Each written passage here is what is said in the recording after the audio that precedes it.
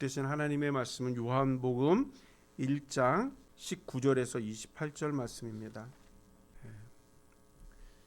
철학이라고 하는 학문이 있어요. 철학이라는 학문은 참 깊이를 다 알 수 없고, 그렇죠? 넓이도 알 수 없는 학문이 철학이라고 합니다. 그런데 그 철학도 흐름이 있어요. 어느 순간에는 이제 존재에 관한 이 이야기들을 다룰 때가 있어요. 그래서 너 자신을 알라 이런 얘기를 하거나, 아니면 나는 생각한다, 고로 나는 존재한다, 존재에 대한 얘기들. 그러면서 사람의 아들, 신의 아들, 이런 이야기들 많이 있잖아요. 우리도 또 사춘기를 지나면서 또 나는 누구냐 그런 거 많이 또 생각해 봤죠. 개똥 철학을 막 해요. 사춘기 때는 나는 뭘 잘하지, 나는 뭘 못하지, 나는 얼굴이 왜 이리지, 막 그런 얘기들 하면서, 그렇죠? 그러면서 앞으로 난 미래는 어떤 사람이 될까, 이런 것도 생각을 해요. 그렇죠? 그러면서 나라는 사람이 어떤 사람인가 좀 생각했던 시간들이 그 사춘기 때 같아요. 그렇죠? 그러면서 대부분 나라는 사람을 알아가기 위해서 이렇게 나를 들여다보면 누구보다도 내가 나를 잘 몰라요. 못하는 것만 많은 것 같아요. 난 이것도 못하고 저것도 못하고 다 못하는 것 같아요. 근데 정말 내가 그렇게 못하는 사람인가 돌아보면 또 그렇지도 않아요. 왜냐하면 사람들한테 칭찬받는 부분도 있거든요. 그러다 보니까 내가 누구냐에 대해서 나도 잘 모르는 거예요. 나를 잘 아는 것 같지만 내가 나를 잘 몰라요. 그런데 가끔 가다가 이제 사람들이 둘러 들리는 이야기가 있어. 나에 대한 평가요. 그 평가를 들어보면 내가 정말 그래? 이렇게 되죠.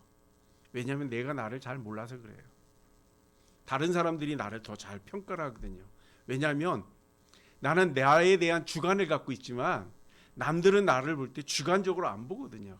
객관적으로 보는 거예요. 저 사람은 착해, 안 착해, 저 사람 똑똑해, 저 사람 똑똑하지 않아, 저 사람 부자야, 저 사람 가난해.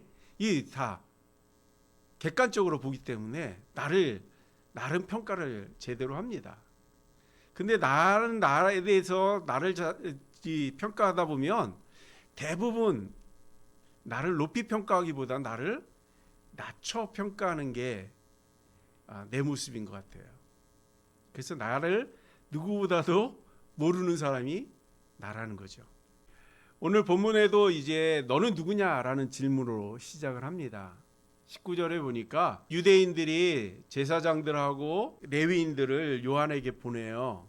요한이 어떤 사람인지 알아보라고 보냈겠죠. 그래서 그 사람들이 요한에게 질문해요. 너 누구니? 이거예요. 왜냐하면 사람들은 요한에 대해서 참 궁금해했습니다. 왜 궁금해했냐면 구약의 마지막 책이 말라기서죠. 말라기서를 끝으로 해가지고 400년이란 시간이 지날 때까지 하나님의 역사함이 나타나질 않아요. 그런데 그 400년 동안 이스라엘이 겪었던 일들이 뭐냐면 계속 전쟁이 있고 또 포로로 끌려가기도 하고, 아니면 전쟁에 패해가지고 비굴한 사람들을 계속 살거든요. 그러다 보니까 이제 하나님의 말씀이 자꾸 그리워지는 거예요. 앞으로 메시아가 오는데 그 메시아는 왕으로 올 거고 평강의 왕이라고. 자, 그러는 가운데 이제 세례 요한이 나타나가지고 막 말씀을 선포하는 거예요. 뭐라고요? 회개하라, 천국이 가까웠다고 막 선포해요. 말씀이 선포될 때마다 사람들은 막 은혜가 되고 감동이 되는 거예요. 그러니까 사람들이 세례 요한으로 앞으로 달려갑니다. 혹시 세례 요한을 향해서 저 사람이 우리가 기다리는 메시아가 아닌가 하는 생각인 거예요. 자, 메시아가 오면 어떻게 한다고요? 요한복음의 이 시대는 로마의 속국으로 있었거든요. 그들에게 조공을 바쳐야 되고, 그들에게 노역을 해야 되고, 그들을 섬겨야 되고, 그러면서도 자기들은 이윤을 챙기는 게 아니라 늘 이렇게 섬기는 일로만 다 하잖아요. 그렇죠? 그러다 보니까 언제 우리에게 자유가 올 것이냐 하는 그런 생각들을 늘 갖는 거예요. 그래서 세례 요한을 향해서 저 사람이 메시아 아닐까 하는 생각을 갖는 거예요. 그런데 세례 요한 앞에만 가면 왜 이렇게 은혜가 돼요? 그렇다고 세례 요한이 막 사람들에게 막 사랑을 선포한 것도 아니거든요. 너희 할 수 있다. 염려하지 마라. 뭐 이런 긍정적인 얘기도 하지 않아요. 그럼 무슨 얘기했냐면 회개하라. 천국에 가까웠다는 거예요. 회개하라는 얘기는 뭐예요? 너의 죄를 돌이켜라 하는 거잖아요. 그거는 우리에게 행복한 얘기일까요? 아니죠. 책망하는 거잖아요. 너 이거 잘못했어. 너 이거 잘못했어. 고쳐. 이런 얘기 아니겠어요? 그럼에도 불구하고 사람들은 그거에 막 감동이 되는 거예요. 그러니까 사람들이 회개를 하고 또 그 세례 요한에게 세례를 받고 이런 일들을 해요.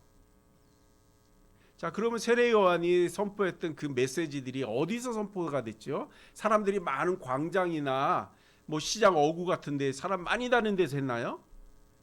그렇지 않아요. 지금 세례 요한은 광야 한복판 그 요단강이라고 하는 이 강줄기에서 사람도 없는 그 광야에서 설교를 하는 거예요. 그런데 어떻게 그렇게 아는지 사람들이 그냥 속속이 몰려드는데 매일매일 엄청난 인파들이 모이는 거예요. 지금도 그래요?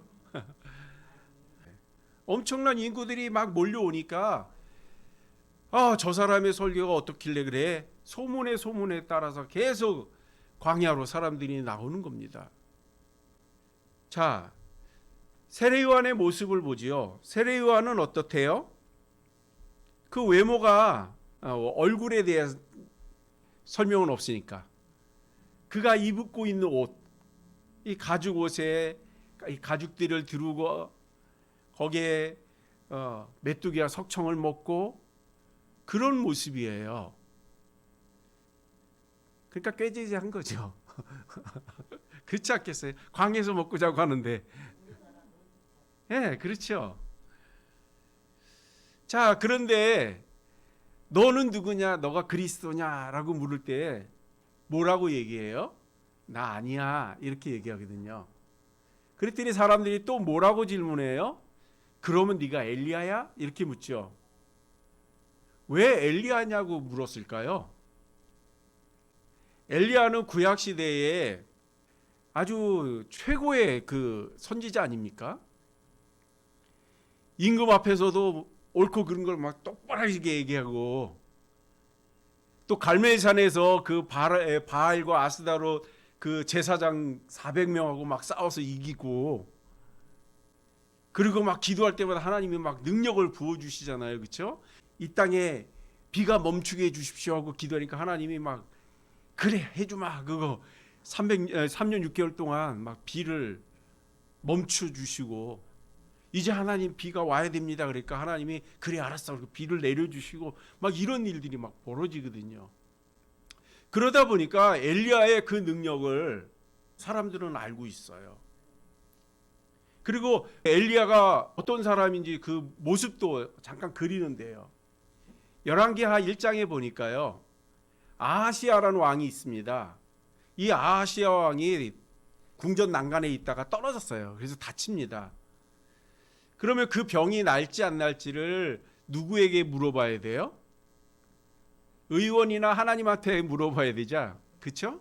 근데 이 아하시아는 에글론에 있는 바알세불한테 가서 내 병이 날지를 물어보라는 거예요.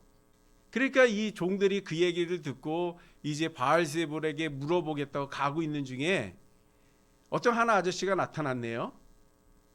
근데 그 아저씨가 그 종들에게 하는 얘기가 야 이스라엘에 하나님이 없어서 그 우상에게 가서 병 낫기를 물어보러 가냐? 그러면서 이제 이 아하시아 왕이 올라가서 누워있는 그 침상에서 내려오지 못하고 죽을 거라고 얘기를 합니다. 그 종들이 이제 에글론으로 가려다가 다시 궁전을 가서 왕에게 이야기합니다. 당신은 침상에서 내려오지 못하고 죽는데요 하는 얘기를 하는 겁니다. 누가 가라디냐 이렇게 물어봤겠죠. 그랬더니 1장 8절에 보니까요, 그 사람이 누군지 모르지만 가죽 뒤로 허리를 동여매고 그런 모습들을 이야기해요. 지팡이를 딛고. 자, 세례 요한이 어떤 옷을 입고 있었다 그랬죠? 약대털 옷을 입고 가죽 띠를 메고 깨제제하게 메뚜기와 석청을 먹고 광야에서 살고. 좀 비슷하지 않아요? 그러니까 이 아하시야 왕이 그 옷 입은 거 그것만 가지고 그 사람은 디셉 사람 엘리야야 이렇게 얘기하거든요. 그러니까 동네의 모든 사람들은 엘리야의 모습을 다 알았다는 거야. 그 당시에 그만큼 유명했다는 거죠. 그런데 세례 요한을 보니까 세례 요한도 엘리야하고 비슷하게 입고 있잖아요. 그러니까 사람들이 이야기하는 겁니다.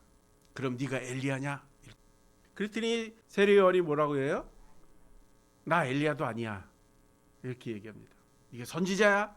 선지자도 아니라는 거예요. 그러나 성경에 보니까 메시아가 오기 전에 누가 와야 된다 하면 엘리야가 와야 된다고 얘기하거든요.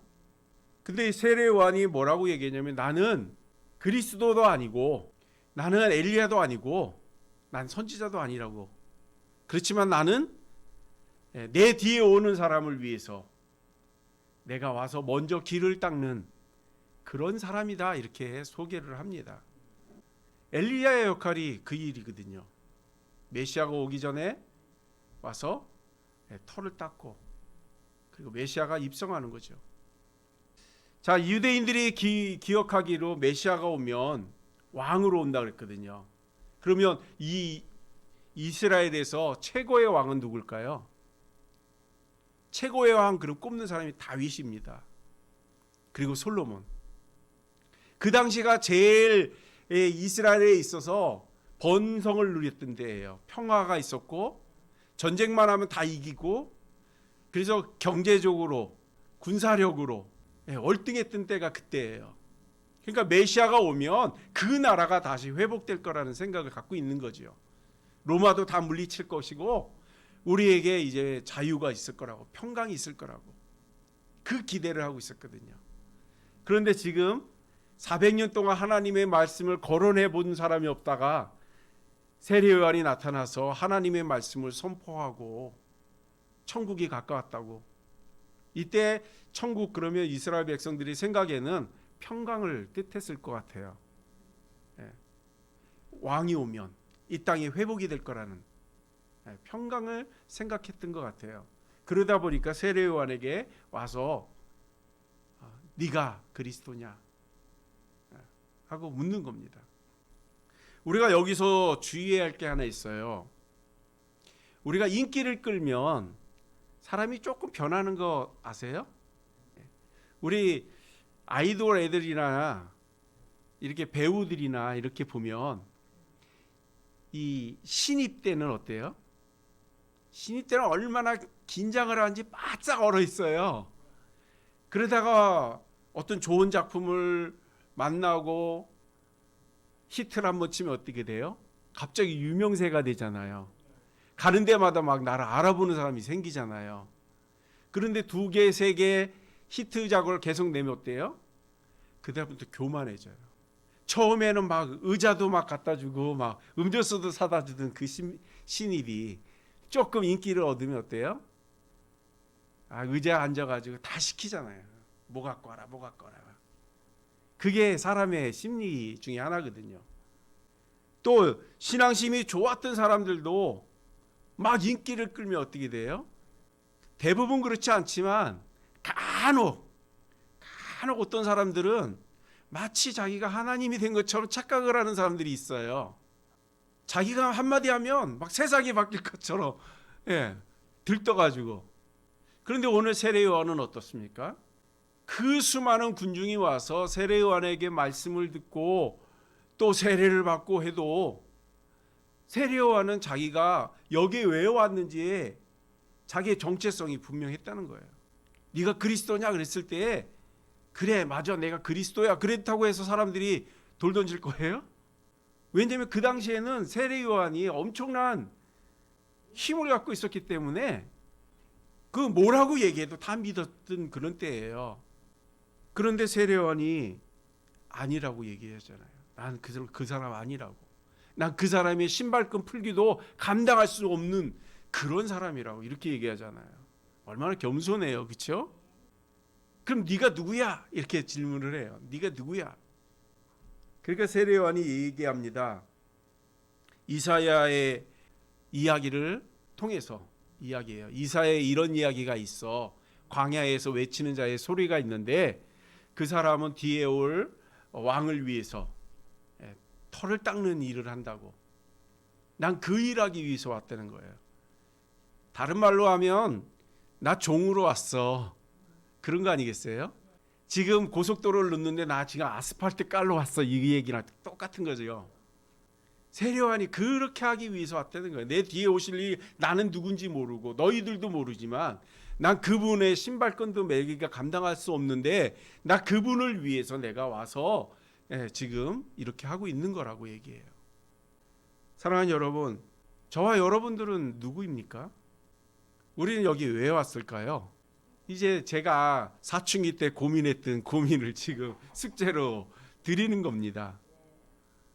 저는 저를 잘 몰랐던 것처럼 여러분들은 누구예요? 여러분들은 내가 나를 잘 모르면 그러면 하나님 앞에서 나는 누구인 것 같아요?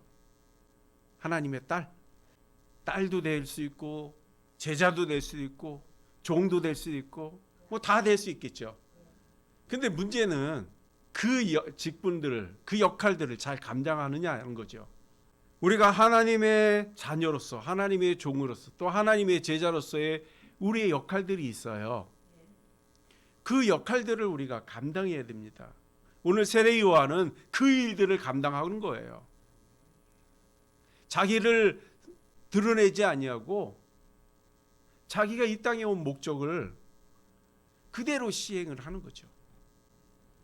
우리도 하나님 앞에 받은 은혜가 있고 하나님의 그 가르침대로 살려고 순종한다면 그 모습들을 우리가 잊지 않아야 됩니다. 날마다 하나님의 은혜 안에서 그리스도인의 모습을 우리가 드러내야 된다는 거지요. 그것이 우리에게 주어진 역할입니다. 그런데 우리는 교회 안에서 조금 이제 선배가 되고 그리고 또 이렇게 직분을 맡아가지고 지극한 자리에 앉으면 어떻게 돼요? 우리 역할들을 잘 감당해요? 잘 감당하지 못하지요. 그래서는 안 된다는 거예요. 예수님이 이 땅에 오셔서 제일 먼저 한 얘기가 뭐예요? 나는 사람의 형체를 가지고 종으로 오셨다고 얘기하죠. 그리고 나서 예수님이 십자가에 달려 돌아가시기까지 예수님을 한결같은 모습으로 섬기는 일들을 하잖아요. 막 예수님이 뽐내고 자랑한 적이 있어요. 내가 하나님의 아들인데 그러면서 막 자랑한 적이 있나요? 그런 일 없잖아요. 하나님의 아들이기 때문에 더더욱 내가 너희를 섬기는 거야 하고 밤잠도 잘 제대로 들지 못하고 새벽 미명에 일어나서부터 밤 늦은 시간까지 봉사하는 일들을 감당하잖아요. 한결같다는 거죠. 세례 요한도 마찬가지고 성경에 나오는 많은 인물들을 보면 그 사람들의 역할들을 가만히 한번 보세요. 아브라함 믿음의 조상이라 그러잖아요. 그분의 일대기를 우리가 지금 주일 오전마다 이렇게 살펴보는데 어때요? 한결같죠? 다윗도 마찬가지고요. 하나님의 자녀, 하나님의 종, 하나님의 제자는 그런 모습으로 변해야 된다는 거예요. 배우고 써먹지 않으면 아무 의미가 없는 거예요. 좋은 기술을 배우는데요, 써먹지 않아요. 그럼 그 사람 기술자인가요?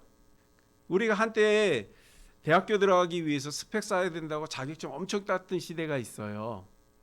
그때 자격증 하나 따려면 돈 얼마나 많이 들어갔어요, 그렇죠? 학원에 가가지고 배워야 되고 막 그러면 돈 많이 들어가잖아요. 근데 그 사람들 그거 다 써먹고 있나요? 안 써먹으면 그게 기억나요? 기억 안 나요? 다 잊어버리거든요. 아무 의미가 없는 거예요.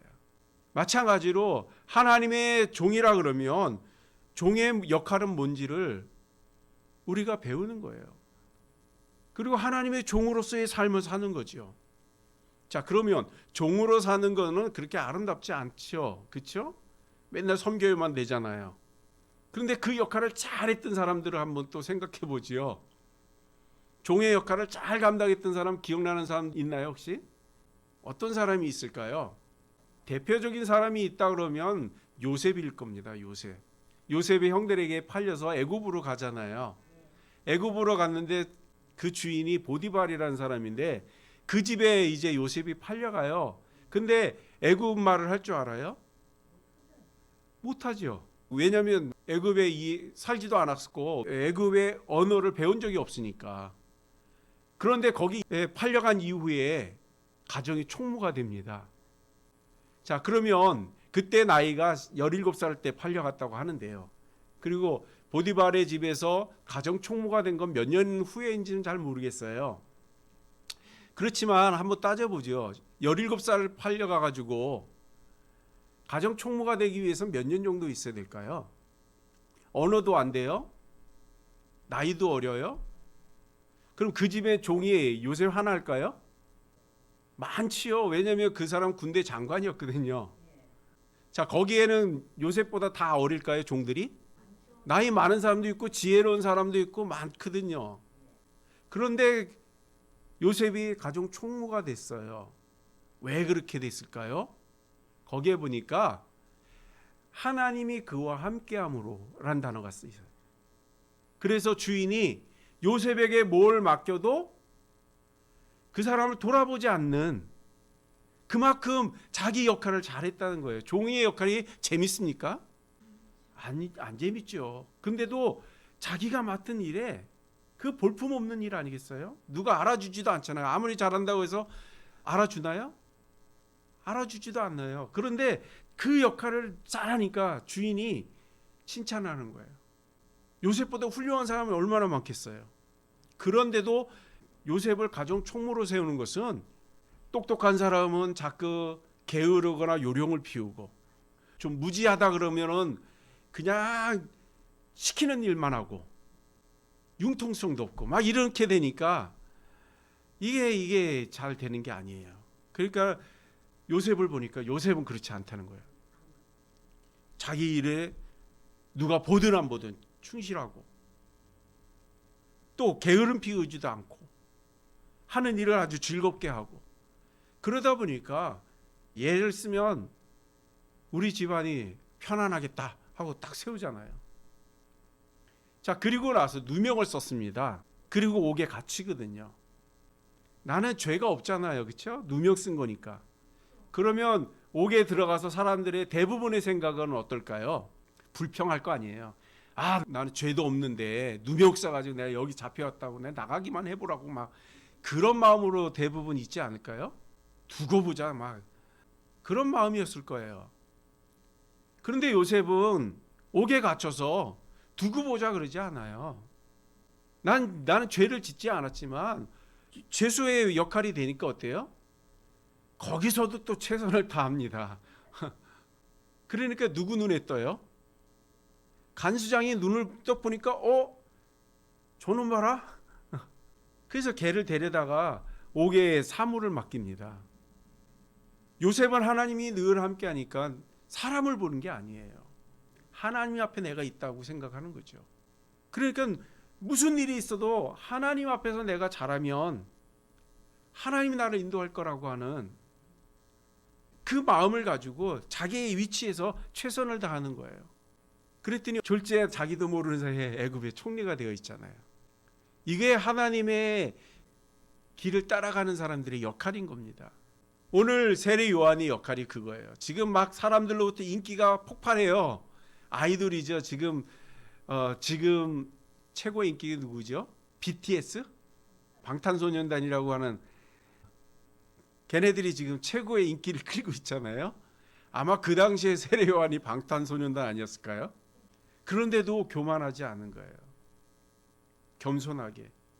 또 이쯤 유명해지면 이제 먹는 습관도 바꾸고 옷도 다 바꿔 입고 사람들이 막 몰려오니까 막 드러내고 싶어 하지 않을까요?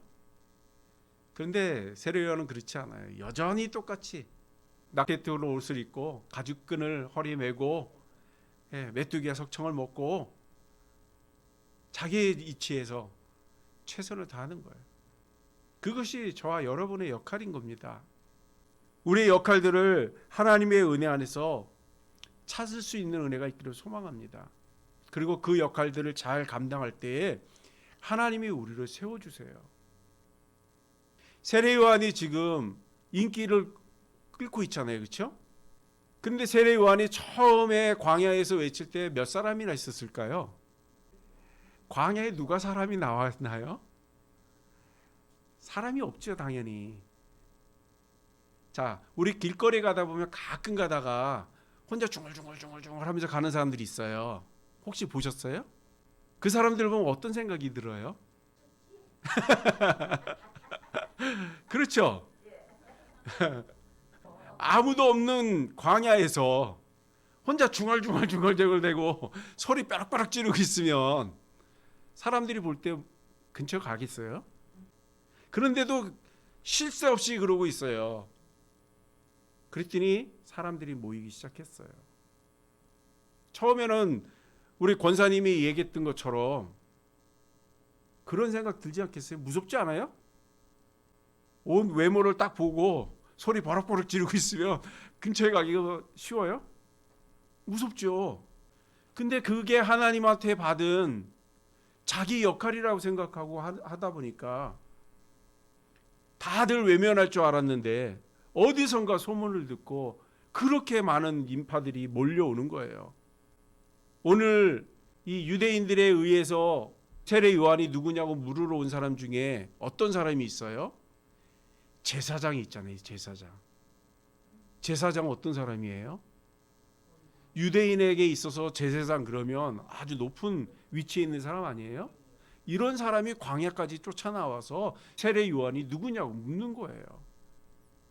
우리가 지금 갖고 있는 우리의 삶, 그것을 너무 저평가하지 않는 은혜가 있기를 소망합니다. 지금 나에 있는 모습에서 최선을 다하면 광야에서 정말 거린처럼 그런 사람 같이 보였던 그 사람이 많은 군중을 모으는 인기 있는 우리 예수님의 제자가 되고 볼품없는 애굽에 종살이를 했던 요셉이 하나님이 주신 일에 최선을 다하고 거기에 주어진 일들에 열심을 다하니까 애굽의 총리가 되고 그런 영광들을 누리게 되는 거 아니겠어요?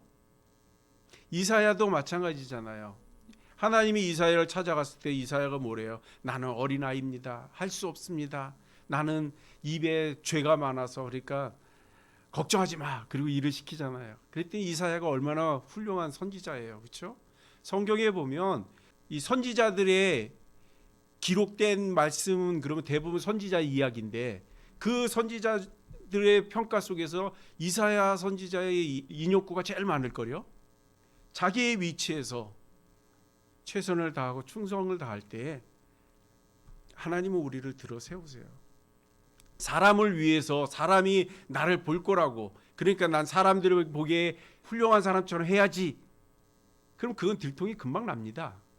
처음에는 좀 속을지 모르지만 조금 지나면 다 들통나요. 그러나 한결같은 사람은 모든 사람이 다 인정하게 돼 있어요. 의심을 했다가도 결국에 가서는 다 인정을 합니다.